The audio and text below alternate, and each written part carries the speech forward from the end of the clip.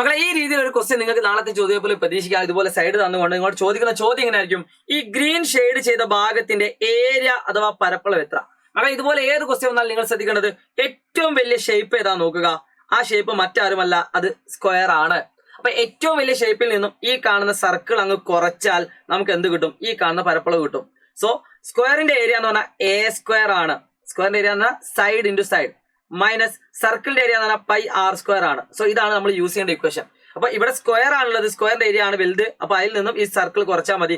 A എന്ന് പറഞ്ഞാൽ 6 ആണ്. So 6 square minus pi into radius എത്ര ആയിരിക്കും?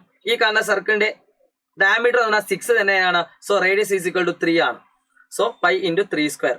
സോ വളരെ ഈസി ആയിട്ട് ആൻസർ ചെയ്യാം. 36 മൈനസ് 9 പൈ ആണ്. So 36 minus 9 into 3.14. പൈന്റെ വാല്യൂ 3.14 ആണ്. സോ ഇത് എത്ര ചെയ്താൽ കിട്ടുക നിങ്ങളൊന്ന് കമന്റ് ചെയ്യുക. 9 ഇൻറ്റു 3.14 നിങ്ങൾക്ക് ഒരു കാൽക്കുലേഷൻ ഉത്തരം കിട്ടും. അത് 36 നിന്ന് കുറച്ചാൽ ഈ കാണുന്ന ക്വസ്റ്റിന്റെ ആൻസർ ആയി. സോ 4 മാർക്കിനൊക്കെ നിങ്ങൾ പ്രതീക്ഷിക്കാവുന്ന ഒരു കിടിലം ക്വസ്റ്റൻ ആണ്. സോ കൂടുതൽ ഉപകാരപ്രദമായ വീഡിയോകളുമായിട്ട് വീണ്ടും കാണാം. സോ മാരത്തോണിൽ കാണാം. ബൈ.